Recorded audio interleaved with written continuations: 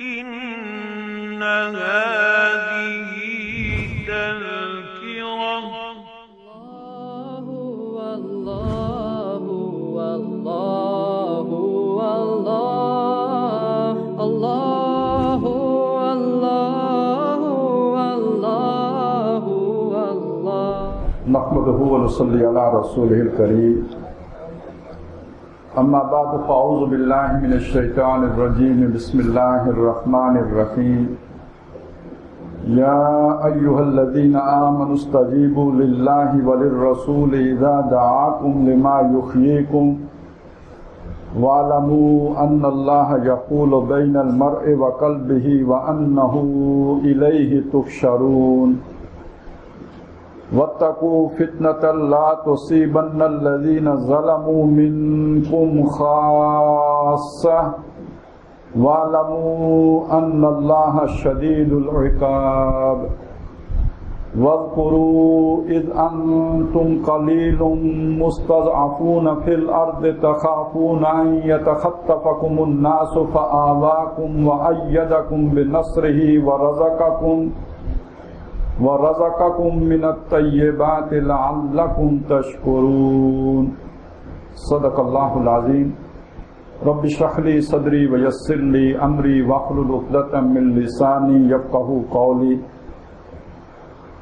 اللهم الہمنا رشدنا واعذنا من شرور انفسنا اللهم ارنا الحق حقا وارزقنا اتباعه وارنا الباطل باطلا وارزقنا اجتنابه اللہم وفقنا لما تحب وترضى آمین یا رب العالمین۔ یہ سورہ انفال کی آیات 24، 25 اور 26 ہیں جن کی تلاوت آپ نے سماعت فرمائی ہے۔ ان کا ترجمہ ہے کہ اے وہ لوگوں جو ایمان لائے ہو، اللہ اور رسول کی اس پکار پر لبیک کہو جب وہ تمہیں پکاریں اس چیز کی طرف کہ جس میں تمہاری زندگی ہے، اور جان رکھو کہ بے شک اللہ تعالیٰ انسان اور اس کے دل میں حائل ہو جاتا ہے، اور بے شک تم سب اسی کی جناب میں جمع کیے جاؤ گے، اور ڈرو اس فتنے سے کہ جو تم میں سے صرف ظالموں ہی کو خاص طور پر اپنی لپیٹ میں نہیں لے گا، اور جان رکھو کہ اللہ تعالیٰ سزا دینے کا بہت سخت ہے، اور یاد کرو کہ جب تم تھوڑے سے تھے، زمین میں دبے ہوئے تھے، تم ڈرتے تھے کہ لوگ تمہیں اچک لے جائیں گے، تو اس نے تمہیں پناہ دی اور تمہاری تائید کی اپنی نصرت سے، اور تمہیں رزق دیا پاکیزہ چیزوں میں سے تاکہ تم شکر گزار بنو۔ سورہ انفال آپ کو معلوم ہے کہ مدنی ہے، اور اس سورہ مبارکہ میں غزوہ بدر کے حالات پر تبصرہ ہے کہ جو حق و باطل کے درمیان ایک بہت ہی عظیم معرکہ ہوا، اور جو یوم الفرقان جسے قرار دیا گیا، اور یہ در حقیقت نبی اکرم صلی اللہ علیہ وسلم کی جو اجتماعی جد و جہد تھی اس کا ایک ٹرننگ پوائنٹ تھا، ایک بہت ہی اہم واقعہ تھا، اس لیے کہ مکہ کے 13 سال مسلمانوں کو ہاتھ باندھ کر رکھنے کا حکم تھا۔ الم تر الی الذین قیل لهم کفوا ایدیکم، کیا آپ نے نہیں دیکھا ان لوگوں کو جنہیں کہا گیا تھا کہ ہاتھ باندھ کر رکھو؟ اس کے بعد ہجرت کا حکم ہوا اور ساتھ ہی اذن قتال ہو گیا، یعنی پہلے ہاتھ باندھنے کا حکم تھا، ہاتھ کھولنے کی اجازت نہیں تھی۔ اذن قتال کا مطلب یہ ہے کہ اب ہاتھ کھولنے کی اجازت مل گئی۔ ظاہر ہے اجازت مل جانے کا یہ مطلب نہیں کہ کوئی انڈسپلن ایکشن ہوگا، اس کے لیے پلاننگ ہوگی، نئی صف بندی ہوگی، نئے طریقے سے جماعت کی جو ہے وہ اس کو کیڈرز بنائے جائیں گے، لہٰذا اس میں جو بھی 6 مہینے، سال، 1.5 سال لگا ہے، اب جب مسلمان اس قابل ہو گئے کہ اللہ کی راہ میں قتال کر سکیں تو یہ مرحلہ پیش آیا ہے۔ جماعتی زندگی میں جو کچھ بھی فیصلے ہو رہے ہوتے ہیں تو ظاہر ہے ایک فیصلہ ساز باڈی ہوتی ہے، وہاں پہ فیصلے ہو رہے ہوتے ہیں، گراس روٹ لیول تک لوگوں کو اس کا اتنی ایجوکیشن بھی نہیں ہوتی کہ کیا ہو رہا ہے، پلاننگ کیا ہے، منصوبہ کیا ہے، لہذا بہت سے لوگوں کے سامنے تو بات تبھی آئی کہ جب غزوہ بدر عین درپیش تھا۔ یہاں پہ در حقیقت اسی پس منظر میں یہ ساری بات کی گئی ہے۔ پہلی بات یہ کہی گئی کہ اے وہ لوگوں جو ایمان لائے ہو، اللہ کی اور رسول کی پکار پر لبیک کہو۔ تو یہاں پہ پکار کون سی ہے؟ یہاں پر اب پکار یہ ہے کہ گمسان کا رن پڑنے والا ہے، اور اب تم نے جان کی بازی کھیلنی ہے. یہ اللہ اور رسول کی پکار ہے, یہی وقت کی پکار ہے, یہی اللہ اور رسول کی پکار ہے, اس پر تم لبیک کہو. اور در حقیقت اسی میں تمہاری زندگی ہے. یہ بہت اہم مسئلہ ہے. اللہ اور رسول کی اس پکار پر لبیک کہو جب وہ تمہیں پکاریں ایک ایسی چیز کی طرف جس میں تمہاری زندگی ہو. قتال میں زندگی کیسے ہے؟ بظاہر اگر آپ دیکھیں تو قتال میں تو موت ہے. اسی سورہ انفال میں بعض لوگوں کی حالت پر تبصرہ ان الفاظ میں بھی ہے کأنہم یساقون الی الموت. وہ جنگ کی طرف جا رہے تھے, ایسے جا رہے تھے جیسے کسی شخص کو موت کی طرف گھسیٹا جا رہا ہو. جب پھانسی لگانے لے جاتے ہیں تو آپ کو معلوم ہے کہ وہ جس طرح بغل میں ہاتھ ڈال کر لے کے جاتے ہیں تو وہ مرضی سے تو آدمی نہیں چل کے جا سکتا. تو کچھ لوگوں کی کیفیت ایسی بھی تھی. جو مدینے کے منافقین جو بعض تھے ان کا معاملہ ایسا ہو گیا. تو جبکہ یہ پکارے اس پہ والہانہ لبیک کہو اور اس میں تمہاری زندگی ہے. زندگی کیسی ہے؟ زندگی سمجھ لیجئے کہ اب دیکھیے جو چیلنج درپیش ہے, قریش کا لشکر تو چل پڑا, اس کے پیچھے جو بھی پس منظر ہے, لیکن اب تو چل پڑا اور اس نے مدینے پر حملہ آور ہونا ہے. اب اگر تم قتال کے لیے کھڑے نہ ہوئے تو اس نے تو مدینے کو تہس نہس کر دینا ہے, ملیا میٹ کر دینا ہے, برباد کر دینا ہے. تو تمہاری اس جماعتی زندگی کا تو خاتمہ ہو جائے گا. کوئی فرد بچ جائے تو بچ جائے, شاید بچ جائے. لیکن یہ جو تحریک محمد رسول اللہ صلی اللہ علیہ وسلم نے اٹھائی تھی, تحریک ایمان کہہ لیجئے یا تحریک اقامت دین کہہ لیجئے, اس تحریک کو تو ختم کر دیا جائے گا, ملیا میٹ ہو جائے گی, یہ بالکل جو ہے نسیہ منسیہ ہو جائے گی. تو اب تمہاری زندگی کھڑے ہونے میں ہی ہے. اب اگر بچاؤ ہے اس تحریک کا اور اس جماعت کا اور اس اجتماعیت کا تو جنگ کرنے ہی میں ہے. تو اپنے اللہ اور رسول کی اس پکار پر لبیک کہو جب وہ تمہیں پکارے ایک ایسی چیز کی طرف کہ جس میں تمہارے لیے زندگی ہے. تو اب اگر کوئی دار و مدار تمہارے بچنے کا ہے تو وہ لڑائی مول لینے میں ہے, اس کے علاوہ تمہاری بچت اب نہیں ہو سکتی. وَاعْلَمُوا أَنَّ اللَّهَ يَحُولُ بَيْنَ الْمَرْءِ وَقَلْبِهِ. اور جان رکھو کہ اللہ تعالیٰ انسان اور اس کے دل کے درمیان حائل ہو جاتا ہے. یہ حائل ہونا کس معنی میں ہے؟ یہ میرے سامنے جو پلر ہے اس کے پیچھے جو لوگ ہیں وہ مجھے نظر نہیں آتے, تو میرے اور ان کے درمیان پلر حائل ہے. تو حق کو سمجھنے کی صلاحیت انسان کے دل میں اللہ نے رکھی ہے. تو اس دل اور حق کے درمیان کوئی شے حائل ہو جائے تو حق نظر نہیں آئے گا. اللہ کے حائل ہونے کا مطلب یہ ہے کہ آج اگر تمہیں ایک حقیقت سمجھ میں آئی ہے تو یہ اللہ کی توفیق سے سمجھ میں آئی ہے. تم نے اگر پہچانا ہے کہ محمد صلی اللہ علیہ وسلم اللہ کے رسول ہیں تو یہ اللہ کی توفیق سے ہوا ہے, اس کی نظر عنایت سے ہوا ہے. اگر تمہیں محمد الرسول اللہ کی باتیں سمجھ میں آ رہی ہیں تو یہ اللہ کی توفیق سے ہے. اور سمجھ آ جانے کے بعد دنیاوی مفادات کی خاطر تم اگر اس پکار پر لبیک نہیں کہو گے تو اللہ تعالیٰ بیچ میں حائل ہو جائے گا. مطلب یہ کہ سمجھ جاتی رہے گی. اب الفاظ کانوں میں پڑیں گے, پلے کچھ نہیں پڑے گا. ایک کان سے سنائی دے گا, دوسرے سے نکل جائے گا. یہ ہے حائل ہو جانا.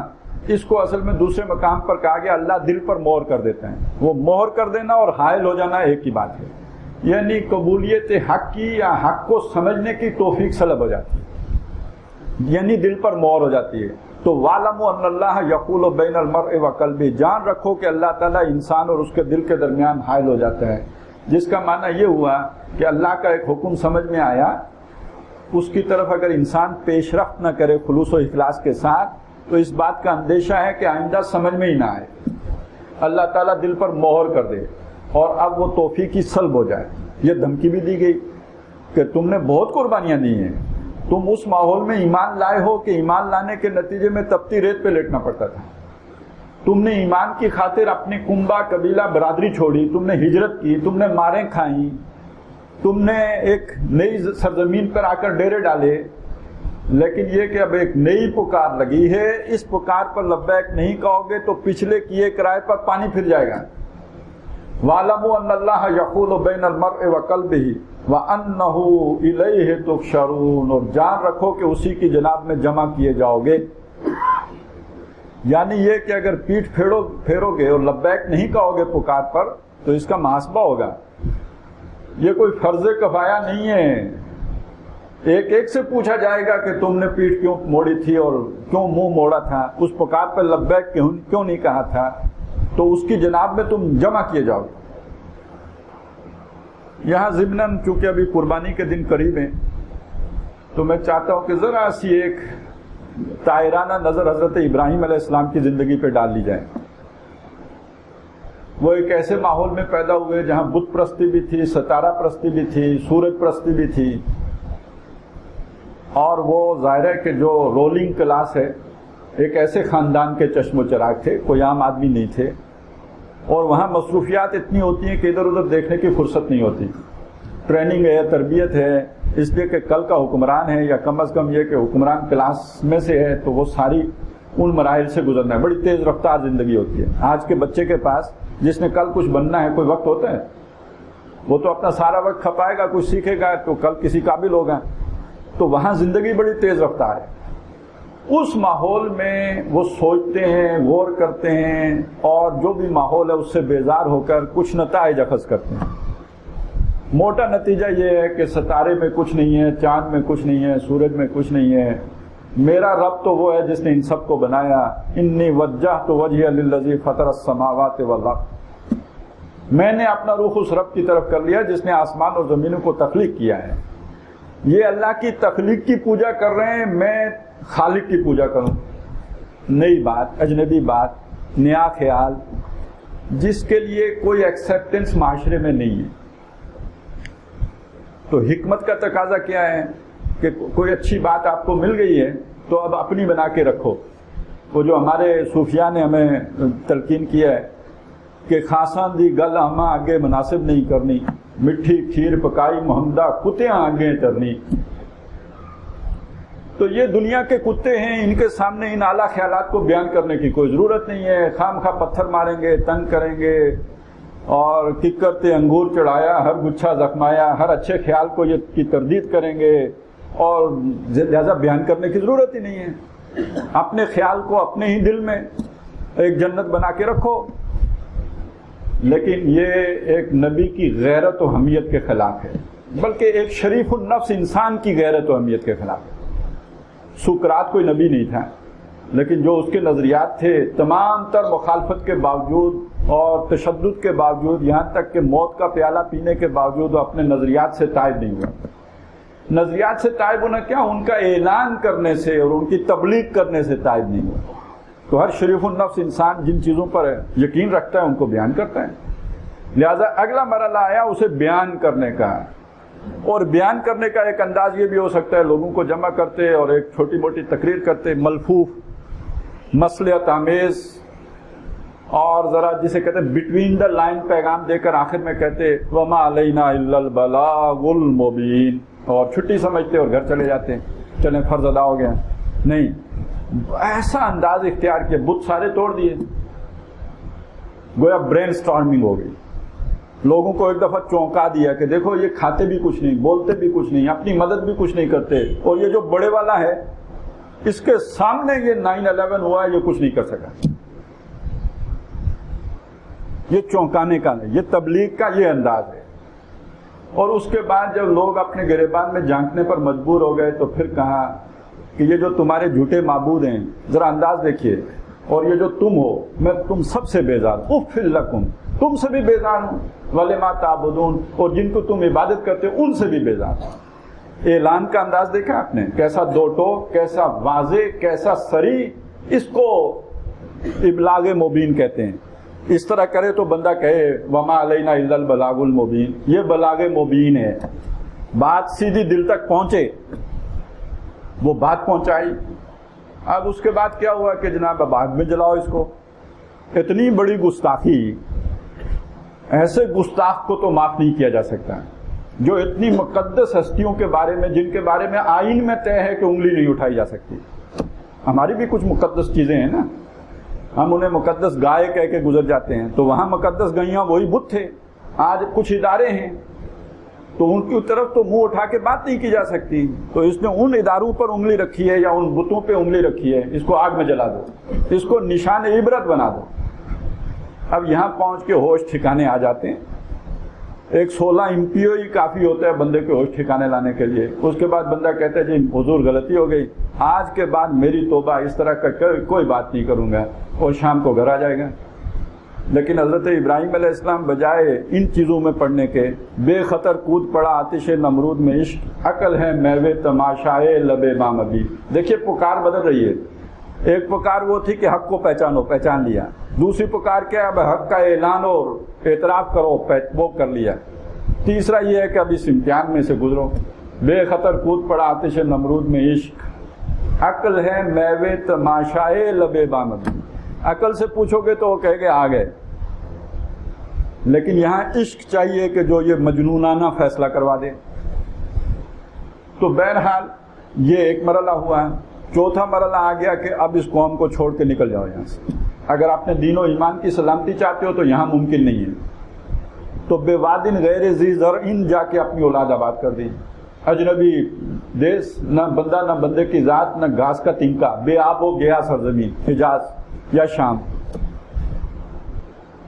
اب یہاں جب بیٹا 13 سال کا ہو جاتا ہے, بڑھاپے میں جو مانگا تھا اللہ سے دعائیں کر کر کے, تو اللہ نے کہا کہ اب اس کو ذبح کرو. ایک اور پکار آ گئی, اس پر چھری چلا دی. اور یہ اتنا بڑا امتحان ہے کہ خود اللہ کہتے ہیں ان ھذا لہو البلاء المبین. یہ بہت بڑی آزمائش تھی, بہت واضح آزمائش, بہت بڑا امتحان. اس میں سے یہ سرخرو گزرے. تو زندگی میں امتحان کبھی ختم نہیں ہوتے. ہر جیسے ایک پہاڑ پر سے گزریں تو آگے ایک اور پہاڑ ہے, اور ایک دریا عبور کریں تو آگے ایک اور دریا ہے. اسی طرح ایک امتحان سے گزریں, جب تک دم میں دم ہے تو ایک نیا امتحان ہے.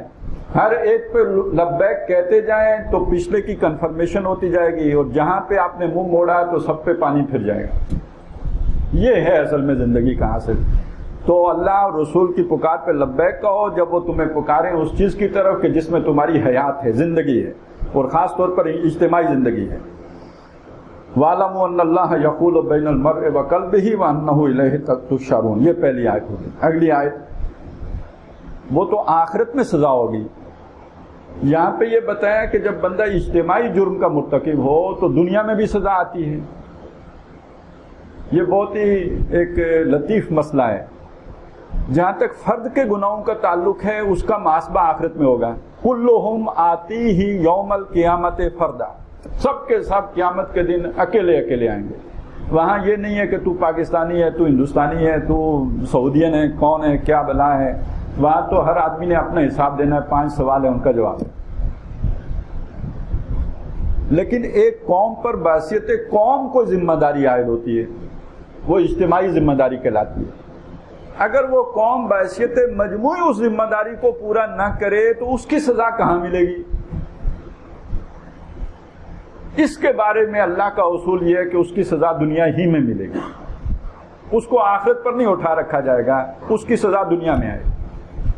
اس کو علامہ اقبال نے بیان کیا ہے کہ فطرت افراد سے اغماض بھی کر لیتی ہے لیکن نہیں کرتی کبھی ملت کے گناہوں کو معاف. تو یہ ایک اجتماعی جرم ہوگا اگر تم اس پکار پر لبیک نہیں کہو گے. کفار کا لشکر آ رہا ہے, وہ حملہ کر, تم ڈیفنس کے لیے اگر کھڑے نہیں ہوتے یا ان کا سر کچلنے کے لیے کھڑے نہیں ہوتے تو یہ اجتماعی جرم ہے. تو اجتماعی جرم کی سزا نقد ملتی ہے. اس نقد سزا کا اصول کیا ہے؟ فرمایا وَاتَّقُوا فِتْنَةً لَا تُصِيبَنَّ الَّذِينَ ظَلَمُوا مِنْكُمْ خَاصَّةً. اور ڈرو اس فتنے سے جو تم میں سے خاص طور پر صرف ظالموں ہی کو اپنی لپیٹ میں نہیں لے گا. اب بالفرض محال اگر مسلمان تلواریں اٹھا کر نہ چلے جاتے بدر اور مدینہ برباد ہوتا تو نیک بچ جاتے, ابو بکر بچ جاتے, عمر بچ جاتے. اگر وہ آ جاتا ان کا سیلاب تو اس رگڑے میں تو سارے آ جاتے تھے. اسی طرح کسی قوم کے جرم کے نتیجے میں ان پر اگر سیلاب آتا ہے, ان پر زلزلہ آتا ہے تو نیک و بد سارے لپیٹ میں آتے یا نہیں آتے؟ یا متقی کا گھر بچ جائے گا؟ سارے لپیٹے میں آئیں گے. تو وہی بات کہی گئی کہ وَاتَّقُوا فِتْنَةً, ڈرو اس آزمائش, اس عذاب سے, لا تصیبن الذین ظلموا منکم خاصہ, جو تم میں سے صرف خاص طور پر ظالموں ہی کو اپنی لپیٹ میں نہیں لے گا بلکہ پھر گیہوں کے ساتھ گھن بھی پسے گا, پھر برو کے ساتھ اچھے بھی لپیٹے میں آئیں گے. وَاعْلَمُوا أَنَّ اللَّهَ شَدِيدُ الْعِقَابِ, اور جان رکھو اللہ تعالیٰ عذاب کا بہت سخت ہے. یہ سزا جب دیتا ہے اور کسی قوم کا اجتماعی جرم ہو تو وہ پھر صرف نیکوں کو نہیں دیکھتا. یہ ایک تصور پایا جاتا ہے کہ دنیا چند لوگوں کی نیکی کی وجہ سے قائم ہے.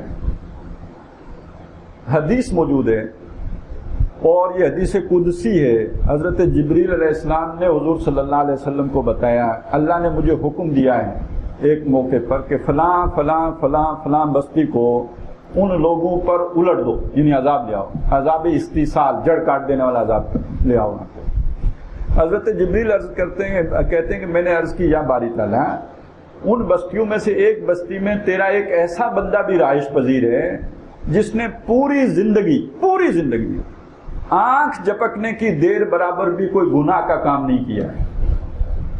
ذرا یہ مبالغے کا تو سوال ہی نہیں. اللہ کے ہاں کوئی آدمی مبالغہ نہیں کر سکتا ہے. حضرت جبریل سے مبالغہ ہونے کا کوئی امکان نہیں. تو اگر یہ مبالغہ نہیں اور یقیناً نہیں تو اس آدمی کی نیکی کا تصور کیجئے جس نے پلک جھپکنے کی دیر برابر بھی گناہ نہیں کیا. اتنا نیک آدمی. اب چاہیے تو یہ تھا کہ اور اسی وجہ سے حضرت جبریل نے وہ ساری استدلال کیا تھا کہ اس نیک آدمی کی وجہ سے وہ بستی بچا لی جاتی. اللہ کا جواب سنیے کہ اس بستی کو اس شخص پر، یعنی پہلے اس کا ذکر کیا، اور باقیوں پر پلٹ دو، اس لیے کہ میری غیرت میں کبھی اس کا چہرہ متغیر نہیں ہوا. وہ خود تو نیک تھا لیکن بستی میں میرے احکامات پامال ہو رہے تھے اور اس نے اس کے لیے کوئی اس کے اندر غیرت نہیں پیدا ہوئی. میں نے کہا نا ایک آپ اللہ کو مانتے ہیں، اللہ کا حکم کوئی توڑے، اللہ آپ کا دوست ہے، آپ کے اندر کوئی غیرت نہ آئے تو یہ تو دوستی پر سوال یا نشان لگ گیا. لہذا اس نے چونکہ میرے احکامات کے ٹوٹنے کی غیرت نہیں کی اور اس کے لیے اس نے کوئی تگودو نہیں کی، لوگوں کو سمجھایا نہیں، ابلاغ کا حق ادا نہیں کیا، خود بس نیکی پر لگا رہا، تو اب وہ عذاب اس پر بھی آئے گا جیسے کہ باقیوں پر آئے گا. آخرت میں وہ اس کا معاملہ ظاہر ہے اس کی جو بھی اعمال ہیں اس کے مطابق ہو جائے گا. لیکن دنیا کی غلطی کا جو سزا ہے، اجتماعی غلطی کی سزا، وہ دنیا میں ملے. اسی کو نبی صلی اللہ علیہ وسلم نے ایک اور مثال سے بیان کیا. ایک کشتی ہے، اس کے 2 عرشے ہیں اور اس پہ لوگ سفر کر رہے ہیں. اب ظاہر ہے نیچے والوں کے لیے بھی پانی لینے اوپر ہی آنا پڑے گا. دریا سے پانی لے رہے ہیں تو نیچے سے تو نہیں لے سکتے، عرشے پر آئیں گے، اوپری منزل پر آئیں گے، ڈول ڈالیں گے، پانی لے کے نیچے جائیں گے. اس عمل سے اوپر والے لوگوں کو تکلیف ہوتی ہے. نیچے والے آتے ہیں، ان کو بار بار ڈسٹرب کرتے ہیں، تو نیچے والے شریف لوگ سوچتے ہیں کہ ہم اوپر والوں کو تنگ کر رہے ہیں تو کیوں نہ ادھر ہی پیندے میں سوراخ کر کے تو پانی لے لیں. آسان کام ہے، ہم بھی مشقت سے بچ جائیں گے اور اوپر والے بھی زحمت نہیں اٹھائیں گے. تو ایک عقل مند شخص جو ہے وہ پیندے میں سوراخ کرنا شروع کر دے. تو نبی صلی اللہ علیہ وسلم نے فرمایا کہ اوپر والے آ کر اگر اس شخص کو پکڑیں گے تو اس کو بھی بچائیں گے اور اپنے آپ کو بھی بچائیں گے، اور اگر اسے چھوڑ دیں گے کہ اپنے حصے میں سوراخ کر رہا ہے، ہمارا حصے کیا، بیگانی پھڈے میں ٹانگ اڑانے کی ہمیں کیا ضرورت. تو جب جہاز ڈوبے گا تو صرف نچلا عرشہ نہیں ڈوبے گا، اوپر والا عرشہ بھی بیچ میں ڈوب جائے گا. تو یہ اللہ کی سزا کا انداز ہے. جب دنیا میں پہلی بات اجتماعی جرم کی سزا دنیا میں ملتی ہے، اور جب وہ ملتی ہے تو وہ نیک و بد کی تمیز نہیں کرتی، وہ سب اس کے لپیٹے میں. یہ 2 اصول ہیں، ان کو سمجھ لیجیے. یہ اس آیت میں بیان ہوئے کہ وَاتَّقُوا فِتْنَةً لَا تُصِيبَنَّ الَّذِينَ ظَلَمُوا مِنكُمْ خَاصَّةً. اور اس میں یہ نہ سمجھو کہ بس اللہ غفور اور رحیم ہی ہے، بس نہیں. وَاعْلَمُوا أَنَّ اللَّهَ شَدِيدُ الْعِقَابِ. یہ بھی ذہن میں رہے کہ اللہ تعالیٰ عذاب جب دیتا ہے تو اس میں بہت سخت ہے. وہ بڑی بے پرواہ اور بے نیاز ذات ہے، اسے کسی کی کوئی پرواہ نہیں ہوتی کہ کون لپیٹے میں آیا. یہاں نبی پکڑے گئے، وہ سنا نا جو ایک نبی جو بنی اسرائیل کے قوم ان کے پیچھے پڑی، وہ بھاگے اور ایک درخت سے پناہ مانگ لی. درخت پھٹ گیا، نبی کی طرف سے پکار ہے، درخت پھٹ گیا، وہ اس میں چلے گئے، لیکن کوئی کپڑا باہر رہ گیا. قوم نے آ کے درخت چیرنا شروع کر دیا. اب اللہ کو پکارا اور میں بس. تو یہاں تو ذرا سی بھی بے احتیاطی ہو جائے تو اللہ تو بہت بے نیاز ہے، اسے تو پھر کسی کی پرواہ نہیں. ہم جو کہتے ہیں غنی ہے، تو غنی تو اسی معنی میں ہے کہ پھر وہ پرواہ نہیں کرتا کہ کیا انجام ہوگا. اب ذرا حوصلہ افزائی بھی کی کہ دیکھو اگر تم کھڑے ہوگے پکار پہ لبیک کہو گے تو جیسے ابراہیم کے لیے آگ ٹھنڈی ہو گئی تھی، اور جیسے اللہ اپنے رسولوں کی مدد کرتا رہا اسی طرح تمہاری بھی مدد ہوگی اور ہوتی رہی ہے. ابھی تم اپنے حالات پر ماضی پر غور کرو تو تمہارے سامنے آ جائے گا. اب اس کی طرف اشارہ کیا وَاذْكُرُوا إِذْ أَنْتُمْ قَلِيلٌ، یاد کرو جب تم قلیل تھے، اقلیت تھے، تھوڑے سے تھے. مُسْتَضْعَفُونَ فِي الْأَرْضِ، زمین میں دبے ہوئے تھے، تمہیں مغلوب کیے ہوئے تھے، تم پر ظلم و ستم کے پہاڑ توڑے جا رہے تھے. مکے میں یہی کچھ تھا نا. مُسْتَضْعَفُونَ فِي الْأَرْضِ تَخَافُونَ أَن يَتَخَطَّفَكُمُ النَّاسُ، تم ڈرتے تھے، تمہیں خوف تھا کہ لوگ تمہیں اچک لے جائیں گے، یعنی تمہارا خاتمہ کر دیں گے. ظاہر ہے تم چند 100 تھے، بلکہ 100-150 تھے، اور دوسری طرف پورا مکہ ایک طرف تھا، اور تمہیں ڈر تھا کہ تمہارا بیج ہی ختم کر دیں گے. فآواکم، تو اس نے تمہیں ٹھکانہ دیا. مدینے میں یہ ٹھکانہ اللہ نے تمہیں عطا کر دیا، یہاں امن سے رہ رہے ہو.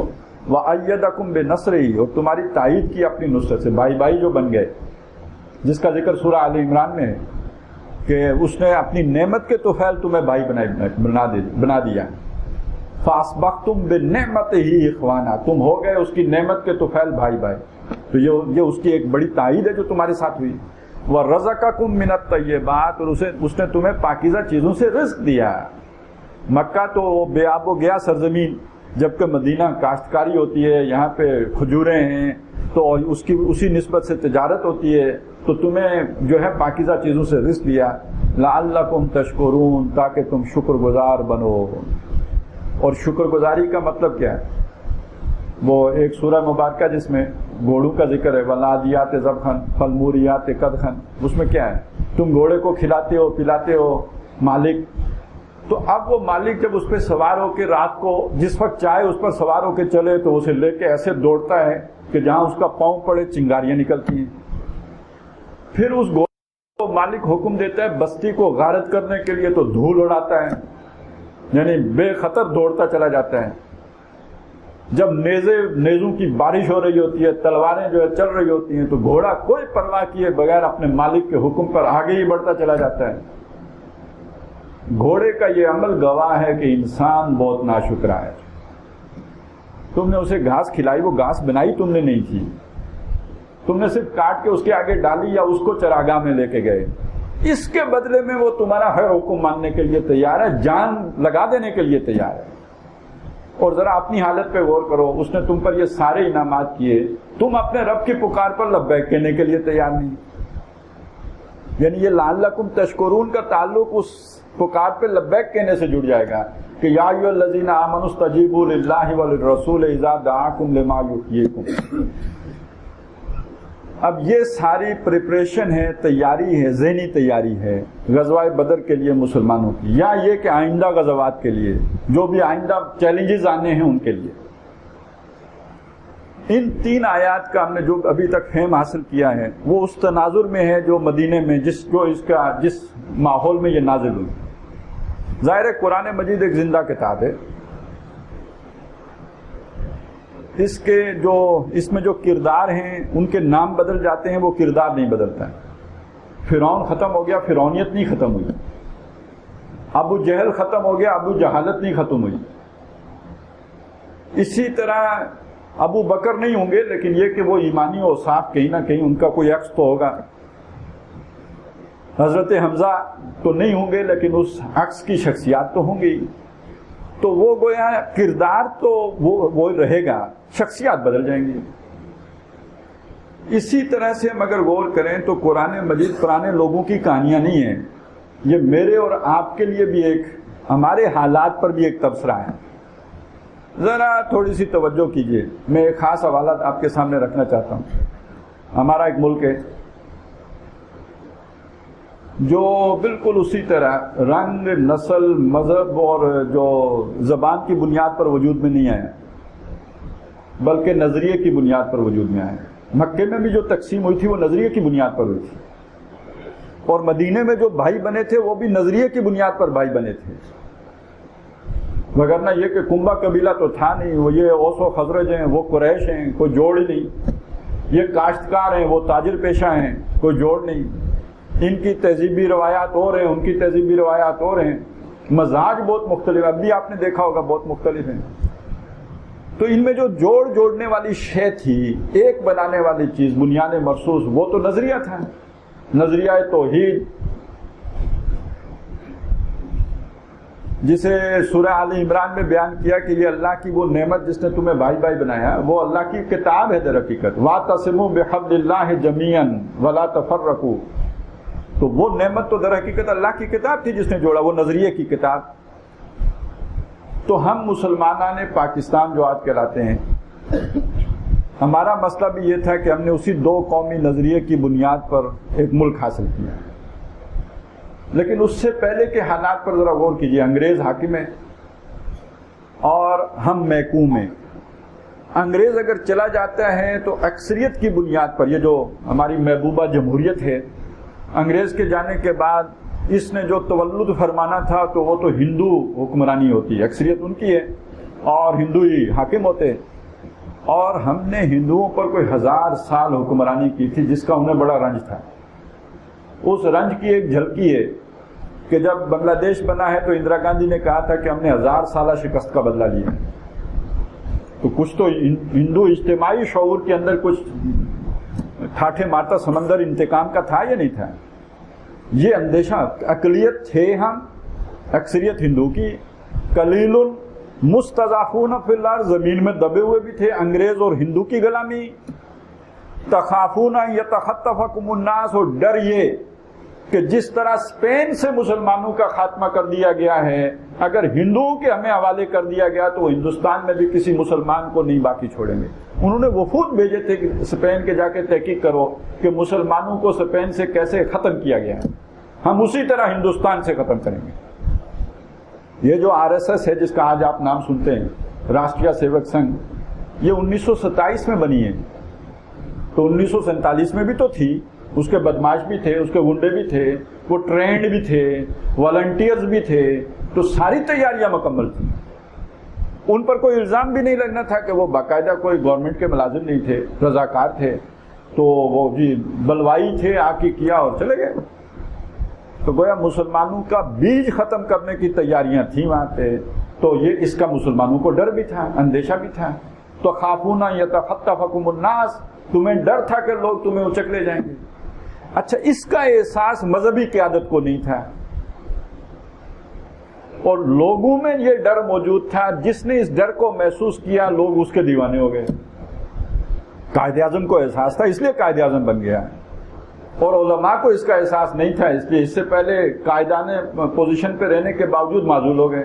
لوگوں نے ان کی بات نہیں سنی، جو ان کے دل کی بات کہہ رہا تھا اس کو سن لیا، اس لیے کہ گلی میں تو عام آدمی کو مسئلہ درپیش ہے نا ہندو سے، تجارت میں عام دکاندار کو مسئلہ درپیش ہے ہندو سے، تو وہ تو وہی محسوس کر رہا ہے جو عام آدمی ہے کہ ہندو کے عزائم کیا ہیں، اس کے خیالات کیا ہیں، اس کی سوچ کیا ہے، یہ ہمارے ساتھ کیا کرے گا۔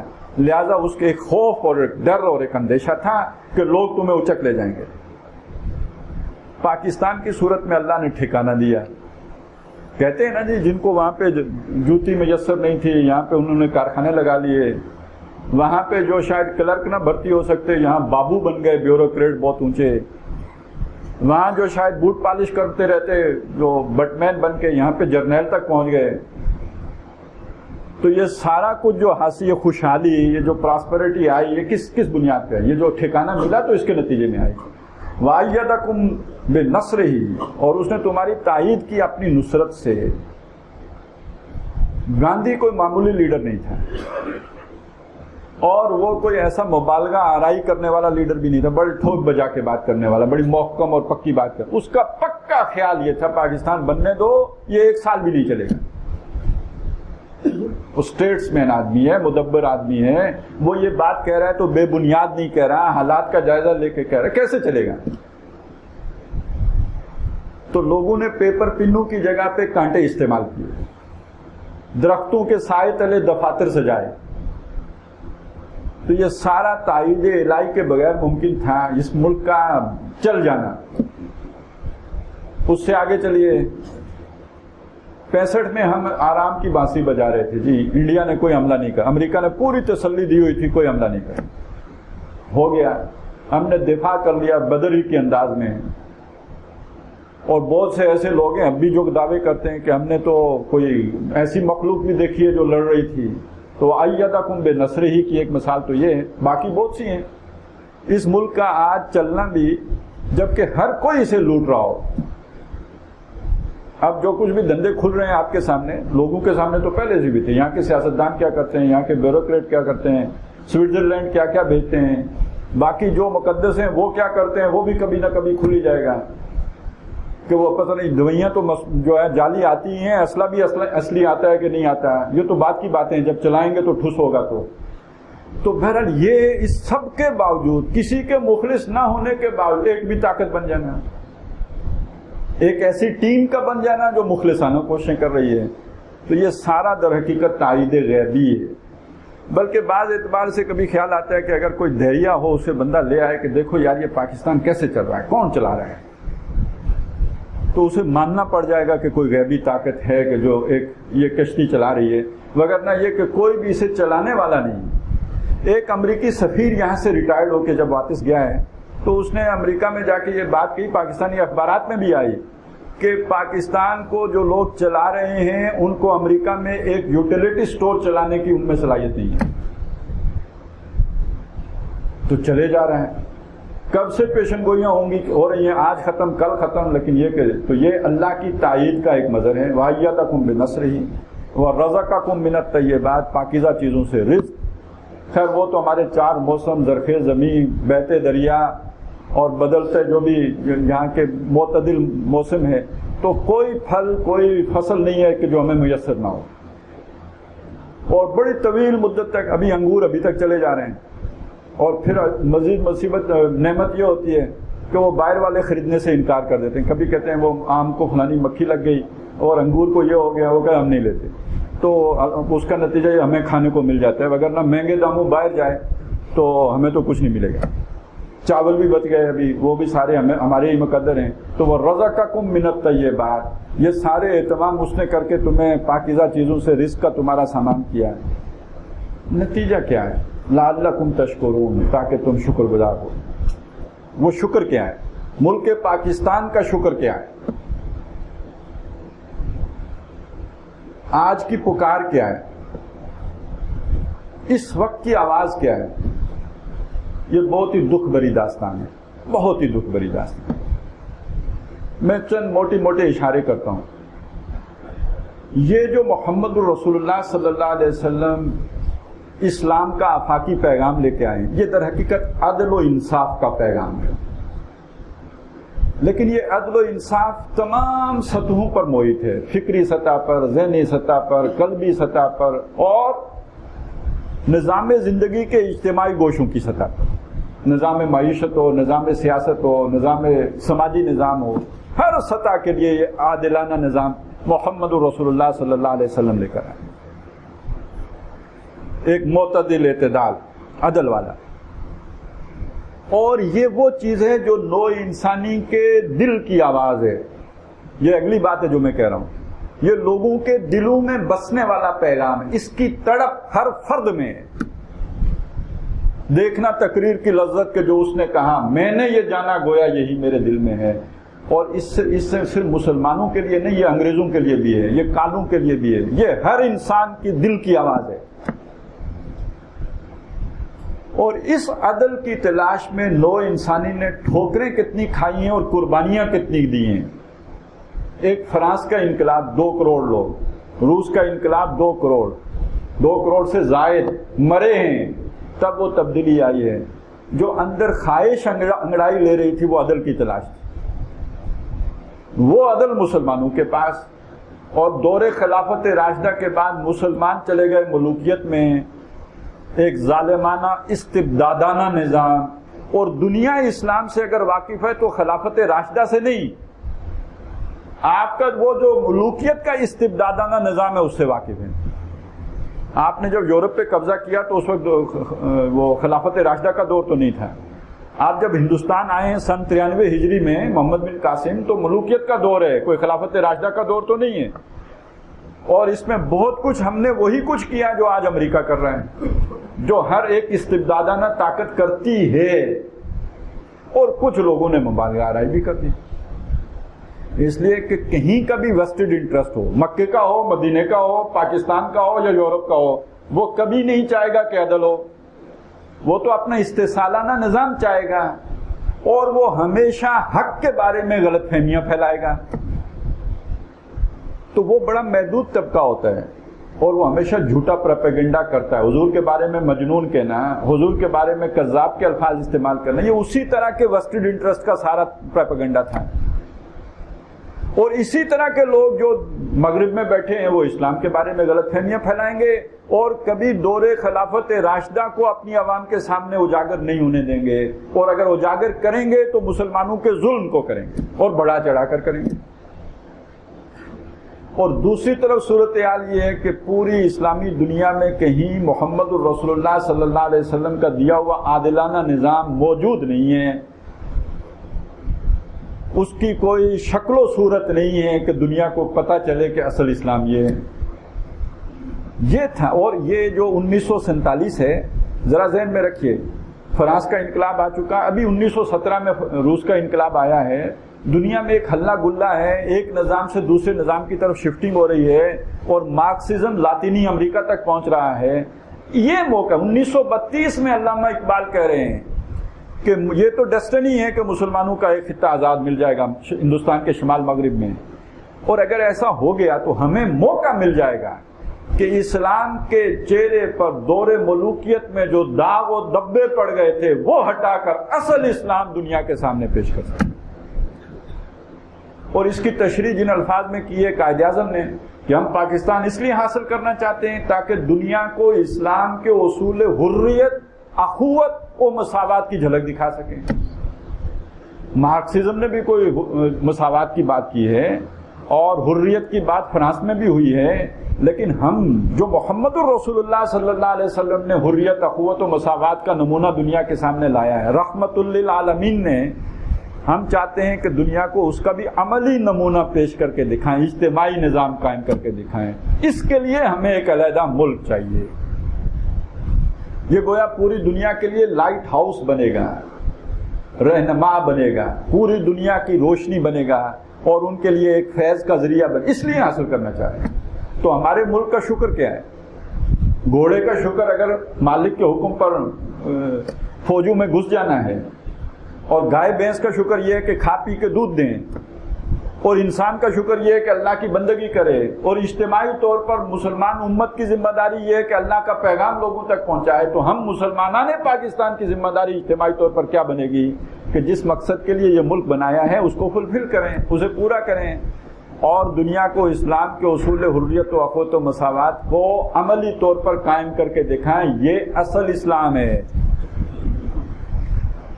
ہم نے وہ نہیں کیا تو دنیا نے طالبان کے اسلام کو پھر وہی بنا کے پیش کر دیا.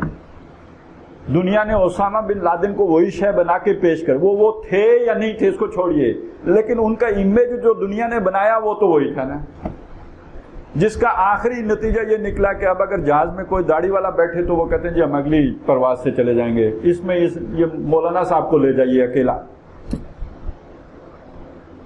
اور کوئی شرعی شکل و صورت والا کسی ریسٹورنٹ میں چلا جائے تو لوگ اٹھ کے چلے جائیں. یعنی اسلام ایک ایسی ڈراؤنی صورت میں پیش کیا گیا مغرب کے سامنے کہ لوگ اس سے ڈرنے لگ گئے. تو یہ ڈر کیسے ختم ہوگا؟ ہماری تقریروں سے اور وعظوں سے ختم ہوگا؟ نہیں، آپ جب تک اس کا عملی نمونہ پیش کر کے دنیا کو نہیں دکھائیں گے کبھی نہیں ختم ہو سکتا. یہ اصل اسلام، یہ رحمت ہے. یہ دیکھیے عورتوں کے حقوق اور ان کا جو حضور صلی اللہ علیہ وسلم نے مقام و مرتبہ ان کو دیا ہے. یہ دیکھیے یہاں پہ مزدور کو کیا مل رہا ہے. یہ دیکھیے پسے ہوئے طبقات کے ساتھ یہ کیسا حسن سلوک ہے.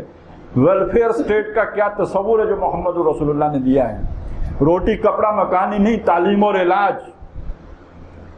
اور ریاست کا ذمہ دار اپنے آپ کو مکلف سمجھتا ہے کہ نیل کے کنارے اگر کتا بھوکا مرا تو میں ذمہ دار ہوں. کوئی ہٹو بچو نہیں، کوئی وی آئی پی نہیں. حضرت عمر رضی اللہ تعالیٰ عنہ کے دور کا ایک واقعہ ہے. گورنر صاحب نے کوئی چار دیواری بنا دی گورنر ہاؤس کی.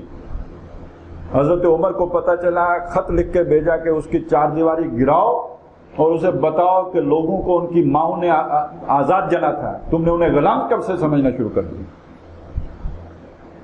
تو یہ روٹ لگانا اور یہ سارا کچھ اس نظر میں تو پھر یہ شے بنے گی.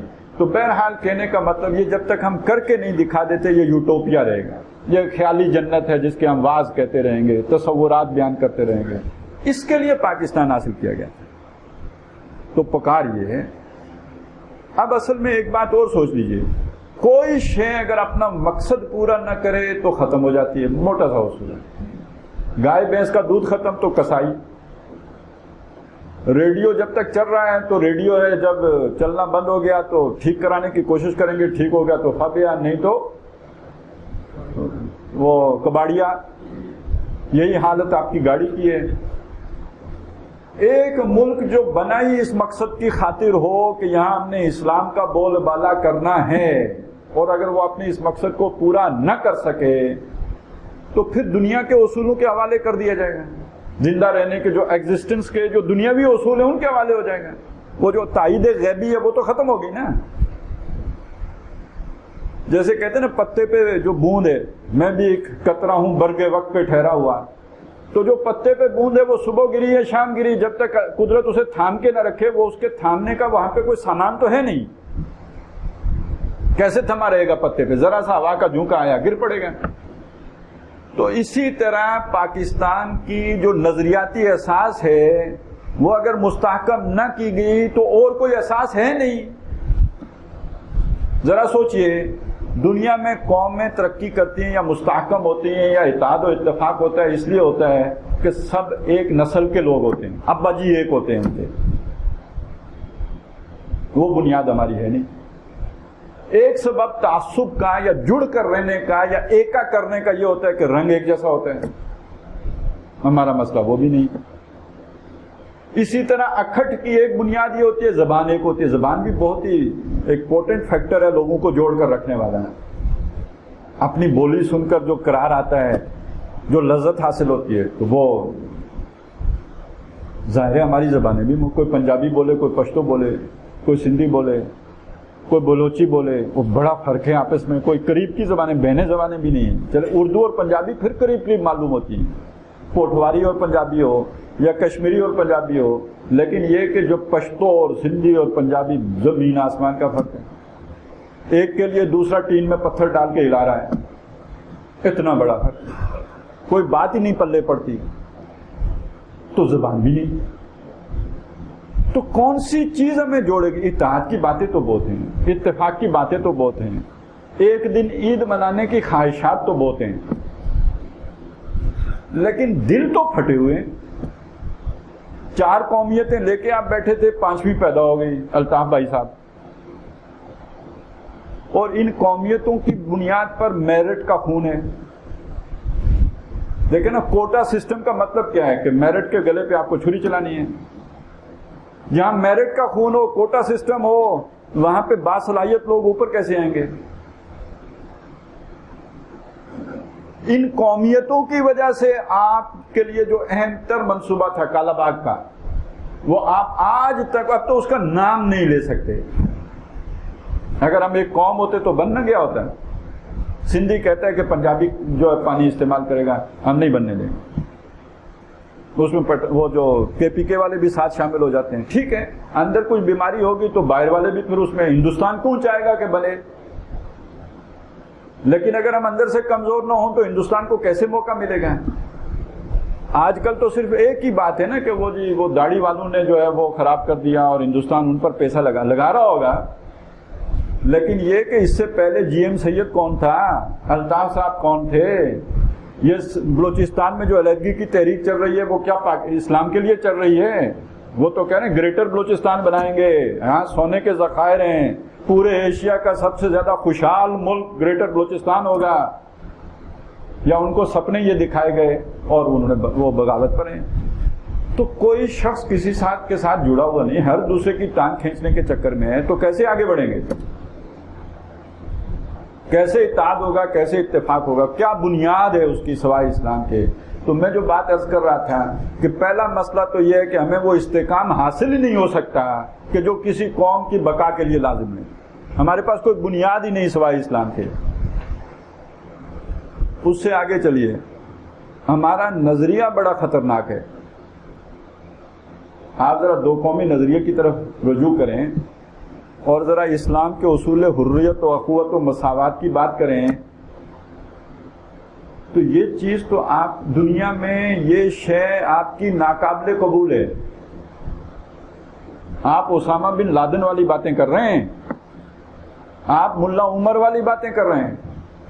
اور ذرا تاریخ اٹھا کے دیکھ لیجئے, یہ الزام قائد اعظم کو پر لگا ہے کہ یہ ریڈیکل اسلام کی دعوت دے رہا ہے.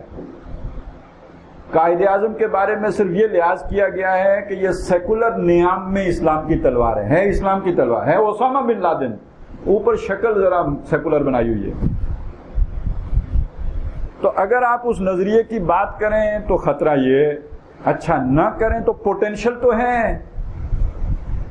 آپ ذرا سوچئے, دنیا اس نظریے کو ختم کرنے پہ تلی بیٹھی ہے, تمام سپر پاورز کا اتفاق ہے. آپ کی سروائیول کے لیے یہ نظریہ ضروری ہے, اور دنیا کے لیے اسی وقت یہ نظریہ انتہائی خطرناک ہے, اور اس کا پوٹینشل آپ میں ہے. سعودی عرب کو اس نظریے کی کوئی ضرورت نہیں ہے, وہ عرب نیشنلزم کی بنیاد پر آل سعود کے گرد جمع رہیں گے. ترکی کو اس نظریے کی کوئی خاص ضرورت نہیں ہے, وہ ترک نیشنلزم کی بنیاد پر کھڑے رہ سکتے ہیں. ایران کو بڑی پرانی سپر پاور ہے, وہ ان کا اپنا ماضی بہت ہی عظیم الشان ہے, وہ اس کی بنیاد پر ایک جو ہے وہ جی سکتے ہیں, سروائیو کر سکتے ہیں. ہمارے پاس کیا ہے, 70 سال تو ساری عمر ہے, اور کھیت کاٹ کر تو ایک ملک ادھر بن, کوئی جغرافیائی وہ چیز بھی نہیں ہے نا کہ کوئی چلے کوئی ایک لاکڈ ایریا ہو جیسے افغانستان ہے, ایسا بھی نہیں ہے. تو کیا شے بچانے والی ہے ہمیں؟ نہ دنیا ہماری حمایتی, نہ انٹرنلی ہمارے پاس کوئی وجہ جواز. اگر کچھ ہے تو وہ معجزہ کہ ہم اللہ کی طرف متوجہ ہوں اور اللہ ہمیں بچا کے رکھے, اس کے علاوہ تو کچھ ہے ہی نہیں سرے سے. یہ بات میں آج آپ کے سامنے کھول کر اس لیے بھی رکھ رہا ہوں کہ ہم پھر ایک مغالطے میں مبتلا ہیں. ایک احتساب کا عمل شروع ہوا, اچھی بات ہے, کوئی شخص اس میں برا نہیں کہہ سکتا, بہت ہی اچھی بات ہے. لیکن اس احتساب کے عمل سے یہ سمجھ لینا کہ اس کے نتیجے میں ہم ترقی کر پائیں گے نہیں, کوئی حادثہ ہو جائے گا. یہ سمجھ لینا کہ کوئی اتاترک یہاں پہ بھی آ کے سیکولرزم لے آئے گا اور ملک سروائیو کر, نہیں, یہ غلط بات ہوگی, غلط تجزیہ ہوگا. ہماری نجات, ہماری بچت, ہمارا بچاؤ, ہماری سروائیول, ہمارا استحکام صرف اور صرف اسلام سے ممکن ہے. اس کے علاوہ کوئی شے, کوئی معاشی ترقی, کوئی بین الاقوامی سہارا, کوئی چائنا کی ضرورت, کوئی ہمیں بچانے والی شے نہیں. چائنا کی ہمارے ساتھ ضرورت بس اتنی ہے نا, اسے کوریڈور چاہیے. تو سودے بازی کیا مشکل بات ہے. کوئی طاقت جو پاکستان حاصل کرنا چاہتی ہو وہ کہے یار تم اس وجہ سے آڑے آ رہے ہو, چلو یہ ہم تمہیں دے دیں گے, کوریڈور ہم تمہیں دے دیں گے. تو اسے تو کوریڈور ہی چاہیے نا, کوئی ہمارے ساتھ اس کی اور محبت کی بنیاد تو ہے نہیں. جبکہ وہ کہنے والی طاقت چائنا ہی کی طرح سیکولر طاقت ہو, جبکہ ہم سے تو اسے خطرہ ہے کہ قریب ہوئے تو کوئی ساتھ ہی گھس بیٹھیے بھی ساتھ نہ آ جائیں. تو کوئی سہارا نہیں ہمارے پاس. باقی امریکہ والے پھر تھوڑے بہت مہذب ہیں, چائنا والوں سے تو اللہ بچائے, جو نہ کیڑے چھوڑے نہ مکوڑے چھوڑے, نہ بچھو چھوڑے نہ وہ کیچوے چھوڑے, نہ کتے چھوڑے نہ خنزیر چھوڑے, نہ انہیں مردار کا پتہ نہ حلال کا پتہ, نوزائیدہ بچوں کو بھی نہ چھوڑیں, ان کو بھی روسٹ کر کے کھا جائیں. تو اس کے مقابلے میں تو امریکی کم بخت ہے نا. ان کے یہاں پھر کوئی حقوق وغیرہ کا کوئی جھوٹا موٹا تصور ہے. یہ تو مسلمانوں کو روزے بھی نہیں رکھنے دیتے,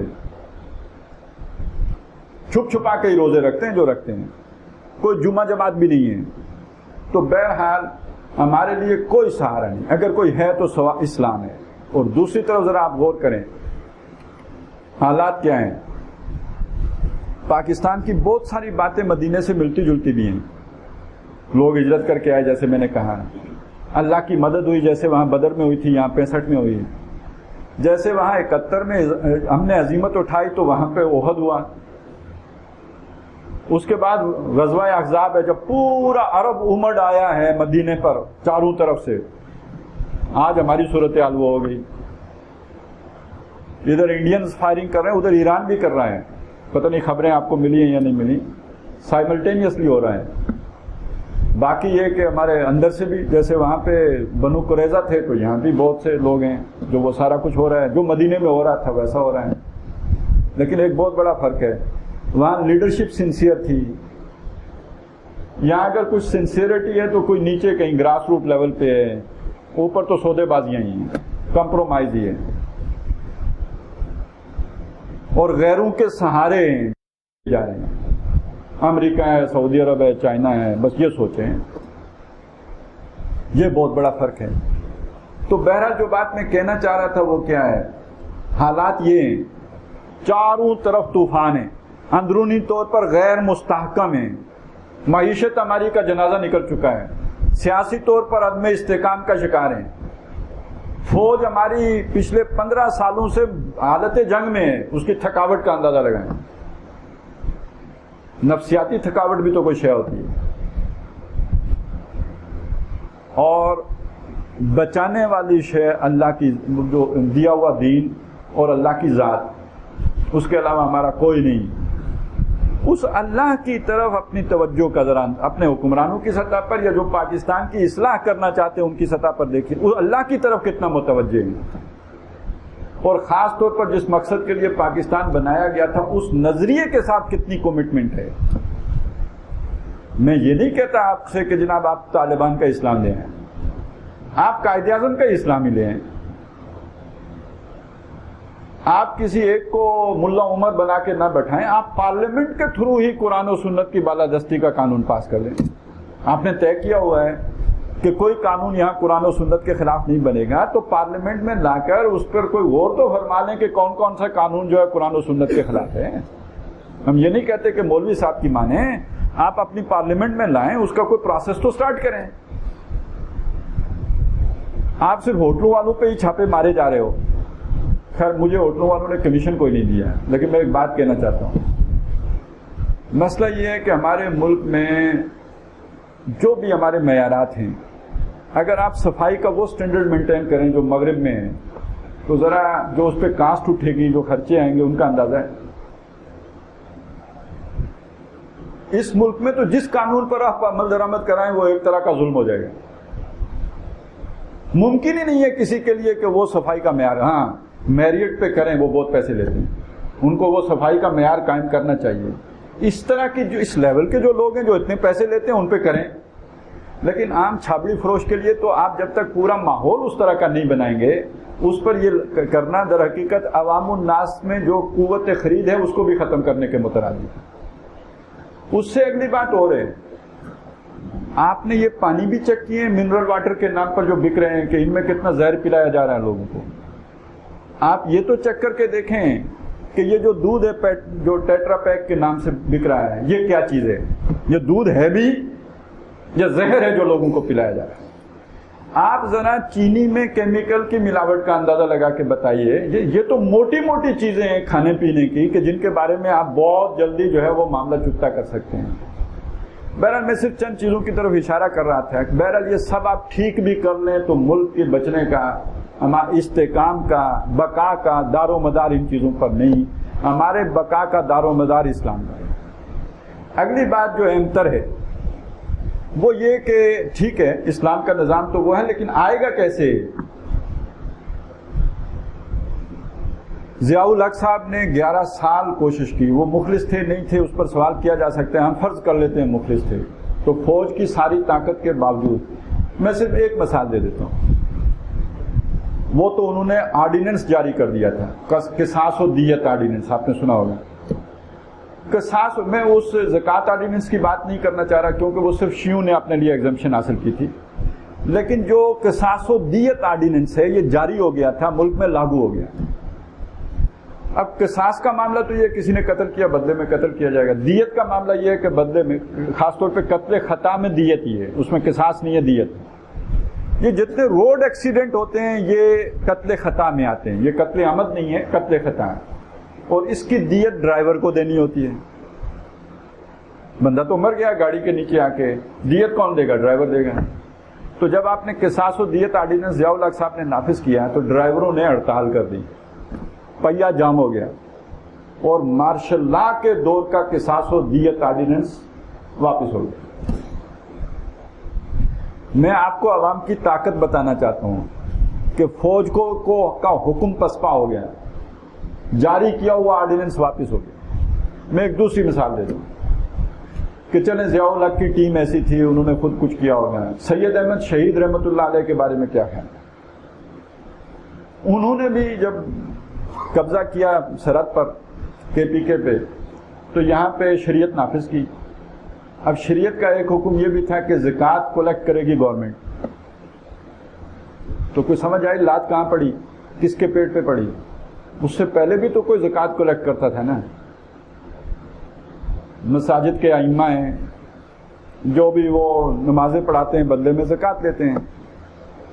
تو جب سید احمد شہید کی حکومت کا آرڈیننس آ گیا کہ جناب زکوٰۃ اب حکومت لے گی, تو 500 سے زائد علماء کرام نے متفق کا فتویٰ دیا کہ یہ وہابی ہیں اور واجب القتل ہیں.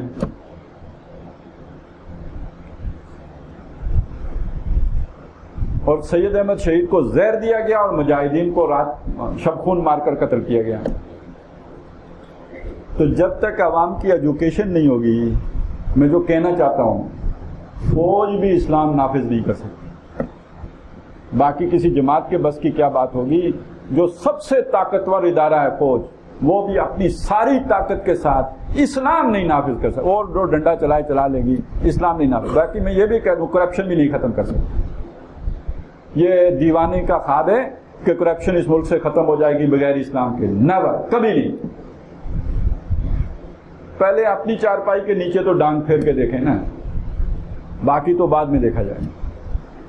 کرپشن بھی کبھی نہیں کھا. وہ ایک خاص بات, ایک اللہ گلا ہے, وہ ہوتا ہے ایک امیج بلڈنگ کے لیے ہوتا ہے. لگتا ہے کہ کہیں پھر کوئی مروڑ اٹھا ہے, کہیں پھر کسی باسی کڑی میں کوئی ابال ہے, تو 1-2 مہینے میں جو بھی ہے وہ ابارشن ہو یا ڈیلیوری ہو جائے گی. لیکن یہ کہ اصل بات کیا ہے کہ جو اسلام ہے یا اس ملک کو مستحکم بنیادوں پر استوار کرنا ہے, وہ پبلک ایجوکیشن کے بغیر نہیں ہو سکتا. اور پبلک کو ہم کیا پڑھا رہے ہیں؟ انڈین فلمیں دکھا رہے ہیں. اور زیادہ سے زیادہ ہمیں غیرت آ رہی ہے تو اس بات پر کہ انڈین کیوں دکھاتے ہیں, پاکستانی کیوں نہیں دکھاتے. یعنی آپ وہی بات ہو گئی جو تحریک پاکستان کے دور میں تھی کہ تم بہت ہی بے شرم آدمی ہو کہ جو تم جاتے ہو عورتوں کے پاس, ہندو عورتوں کے پاس جاتے ہو, حالانکہ مسلمان عورتیں تمہاری حوصلہ افزائی کی زیادہ حقدار ہیں. تو ادھر میرا بیچاری رول رہی ہے اور تم جا کے انڈین ایکٹریس دیکھتے ہو. یہ بات, اتنی ساری بات ہو گئی. تو اصل بات تو یہ ہے کہ آپ لوگوں کو قرآن کی طرف بولائیں, اسی سے اتحاد ہوگا. قرآن کہتا ہے کہ اتفاق کی بنیاد اللہ کی رسی ہے. جو تمہیں ایک گٹھڑی میں باندھنے والی ہے وہ اللہ کی کتاب ہے. آپ اپنا پورا نصاب تعلیم اس پر استوار کریں گے تو ایجوکیشن ہوگی نا. کوئی بھی ریاست ہوتی ہے اس کا کوئی نظام تعلیم ہوتا ہے. نظام تعلیم کے کوئی اہداف ہوتے ہیں, ہم کیا بنانا چاہتے ہیں. یہاں اگر ہدف ہی یہ ہے کہ بنانا چاہتے ہیں, کلرک بنانا چاہتے ہیں اور اس نظام کے کل پرزے بنانا چاہتے ہیں, تو پھر ایجوکیشن کبھی بھی پرپسفل تو نہیں ہوگی, اس مقصد کو سر تو نہیں کرے گی جو آپ کے پیش نظر ہے. اور وہ یہ اگر ہے کہ اسلام کی طرف لوگ راغب ہوں تو اس کو اپنے نصاب تعلیم میں شامل کریں. اس سے اگلی بات یہ ہے کہ آپ لوگوں کو جو بھی اس وقت آپ کے پاس وسائل ہیں, نقل و یہ جو ابلاغ کے وسائل, ان وسائل کے ذریعے سے ماس لیول پر, پہلے جو جلسے جلوسوں سے ہوتا تھا, اس لیول پر آپ لوگوں کو جو ہے وہ ایجوکیٹ کریں اسلام کی طرف, اور پاکستان اور اسلام کا جو رشتہ اور تعلق ہے. اور تیسری طرف یہ ہے کہ دنیا پر انحصار کم سے کم کر کے اپنے ملک کی جو بھی پیداوار ہیں اس پر انحصار بڑھا. اور وہ کیا ہے؟ ہم زرعی ملک ہیں. آپ کا مخلص حکمران صرف وہ ہوگا جو آپ کو زراعت کی طرف راغب کرے. باقی ہر ایک فراڈیا ہے. ہر ایک سمجھ لیجئے کہ کسی ملٹی نیشنل کمپنی کا ایجنٹ ہے جو یہاں پہ لا کے شوکت عزیز کی صورت میں, معین قریشی کی صورت میں, یا اس سے زیادہ جو نالائق ہوں گے جو باقی کمیشن لے کے منصوبے ان کے سائن کر رہے ہوں گے. ہمیں صنعت سے کیا, ہم صنعت میں ان کا مقابلہ کبھی کر ہی نہیں. ہماری صنعتی پیداوار اس لاگت پہ تیار ہی نہیں ہو سکتی جس لاگت پر چائنا تیار کرتا ہے. ہم کیسے کمپیٹ کریں گے؟ ہم انڈیا کو کمپیٹ نہیں کر سکتے. ہمارے پاس جو وسائل ہیں وہ تو زرعی ہیں سارے کے سارے. مخلص آدمی وہ ہے جو زراعت پر توجہ دے اور زراعت سے متعلقہ چیزیں ہیں, مویشی پالنے ہیں یا یہ جو چیزیں ہیں, ان کی طرف توجہ دے گا. وہ آپ کا جینین حکمران ہوگا, وہ مخلص حکمران ہوگا, اور اس کو گوارا نہیں کیا جائے گا. روڈیں تو بنے گی اس لیے کہ صنعتی نقل و حمل ہو اور وہ سارا کچھ ہو. ریلوے پہ توجہ نہیں, سستا ہے نا. خلوص و اخلاص کا نتیجہ تو چاہیے تو یہ کہ آپ ریل کو ترقی دیں, کم خرچ بالا نشیں, آپ موٹر ویز بنائیں گے تو وہ تو جاپان کا فائدہ ہے, وہ فنڈ بھی دیں گے, ٹھیک ہے, ان کی گاڑیاں آئیں گی, وہ چلیں گی یہاں پر, تو فائدہ تو سارا ان کا ہوگا. تو بہرحال کہنے کا مطلب یہ ہے کہ جو لوکل وسائل ہیں ان پر توجہ دیں, اور اللہ نے بے پناہ وسائل دیے, اور ہمارے آئین میں وہ سب کچھ موجود ہے, کوئی بڑی تبدیلی لانے کی ضرورت نہیں جو اس ملک کو اسلامی ریاست بنانے کے لیے درکار ہے. ہاں, چور دروازے بند کرنے پڑیں گے جو وکیلوں نے کھولے ہوئے ہیں. ایک محفل میں نے یہ ساری بات کہہ دی تھی کہ بہرحال آئین تو لکھتے تو وکیل ہی ہیں, انہوں نے بیچ میں وہ ساری اپنی حرکتیں بھی کی ہوئی ہیں کہ اگر جان چھوڑانی ہے تو کدھر سے. اور ایک وکیل صاحب بہت ناراض ہو گئے تھے اس لیے کہ میں نے ایک وہ شعر بھی پڑھ دیا تھا اکبر کا کہ پیدا ہوا وکیل تو خوش ہوا ابلیس, لو آج ہم بھی صاحب اولاد ہو گئے. تو یہ جو ڈنڈی ماری ہوئی ہے آئین کے اندر, ایک طرف مکمل اسلامی اور دوسری طرف اس اسلام سے بچنے کے لیے چور راستے, ہفتے کے دن مچھلیاں پکڑنے کے تمام ہیلے اسی آئین میں موجود. تو اس پر جو ہے اس آئین میں سے ان ہیلوں کو ختم کیا جائے. اور آخری بات, میری اور آپ کی نجات کس میں, آخرت کیسے بچے گی؟ دیکھیے اگر یہ نہیں ہوا, حالات آپ کے سامنے, ملک نہیں رہے گا, اور ہندوستان میں کون بیٹھا ہوا ہے؟ اسی آر ایس ایس کا نمائندہ. آر ایس ایس کے لوگ شادی نہیں کرتے, جو شادی کرے وہ ان کے نیوکلس سے باہر ہو جاتے ہیں, وہ اسے آر ایس ایس کی جو سینٹرل باڈی ہے اسے نکال دیتے ہیں. اور اسی وجہ سے مودی نے اپنی شادی چھپائی ہوئی ہے, اس کی بیگم موجود ہے, وہ کہتا ہے میں غیر شادی شدہ ہیں. یہ اس کی آر ایس ایس کی ضرورت ہے. اور آر ایس ایس پتہ ہے کون سی تنظیم ہے جس نے گاندھی کو قتل کیا تھا کہ یہ پرو پاکستان ہے, اتنی شدت پسند تنظیم. اور ان کا ماٹو کیا ہے کہ جیسے اسپین سے مسلمانوں کو ختم کیا گیا ایسے ہندوستان سے ختم کیا گیا. ابھی پچھلے دنوں معین باری نے نوائے وقت میں لکھا تھا کہ بنگلہ دیش میں وہ آگے فوج جاتی تھی اور پیچھے آر ایس ایس کے گنڈے آتے تھے جو گھروں میں لوٹ مار کرتے تھے, عزتیں پامال کرتے تھے. ان کی ساری تربیت یہ ہے کہ گھر کو توڑنا کیسے ہے, اندر کیسے گھسنا ہے, ساری جو ریپ کیسے کرنے ہیں, آگ کیسے لگانی ہے, جس کا ایک ریہرسل انہوں نے گجرات میں کر کے دکھایا.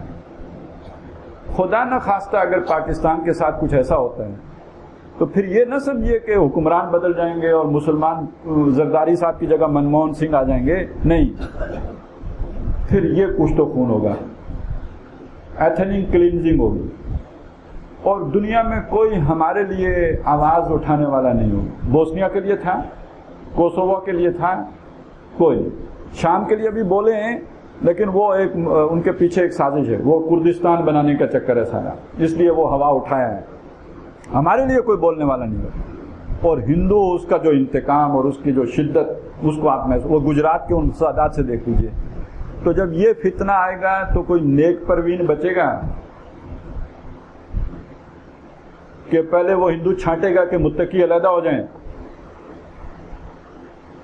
اور بالفرض چلیں وہ نہیں ہوتا, ہم دفاع میں آخری چارے کے طور پر ایٹم بم استعمال کر دیتے ہیں, ہو گیا, تو اس کا کوئی جوابی حملہ بھی آئے گا یا نہیں آئے گا؟ تو ہندوستان تو بہت بڑا ہے, ہو سکتا ہے وہ ضروری نہیں کہ ہم سب کو کور کر لیں ہمارا بم, لیکن انہوں نے اگر دو, ایک جنوب میں ایک شمال میں چھوڑ دیا تو ہم تو بڑی پتلی پسلی والے ہیں, لکیر سی ہیں شمالن جنوبن, تو ہر صورت تباہی کی ہے. تو وہ پھٹنے کے بعد پوچھے گا کہ تم میں سے نیک آدمی کون ہے اور برا آدمی کون ہے, تو وَاتَّقُوا فِتْنَةً لَا تُصِيبَنَّ الَّذِينَ ظَلَمُوا مِنْكُمْ خَاصَّةً.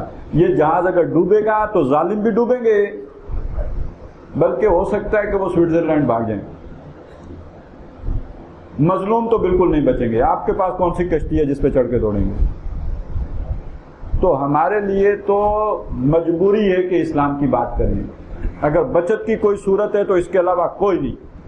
وہ جو مچھلی والوں نے کہا تھا کہ معذرتاً الی ربکم, اپنے رب کے حضور اس اجتماعی جرم کی معذرت صرف اسی صورت میں پیش ہو سکتی ہے کہ اسلام کی بات کہتے رہیں, اور اس کے نتیجے میں ملازمت جاتی ہے تو پرواہ نہ کریں, اس کے نتیجے میں کوئی نقصان ہوتا ہے تو پرواہ نہ کریں.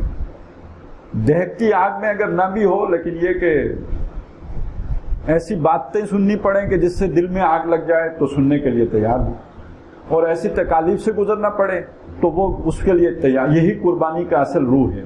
جو صرف بکرا ذبح کرنا نہیں ہے، اپنے مفادات کی قربانی دینے کی تیاری کرنی ہے۔ تو فرد کی حیثیت سے میرے اور آپ کے لیے اسلام کی خاطر کھڑے ہوئے بغیر اب کوئی چارہ نہیں، اور اگر ملک نہ بھی رہے اور فتنہ اور اللہ کا عذاب ہی آ جائے تو بھی بچت اس میں ہے کہ ہم اسلام کی دعوت دیتے ہیں۔ اللہ تعالیٰ مجھے آپ کو اس کی توفیق عطا فرمائے، اور دعا کرنی چاہیے کہ ہمارے حکمرانوں کو سمجھ عطا کرے، اور کوشش بھی، کوئی پریشر بھی ڈالنے کی کوشش کرنی چاہیے کہ وہ صحیح رخ پر آ جائیں۔ اقول قولی ھذا واستغفر اللہ لی ولکم ولسائر المسلمین والمسلمات۔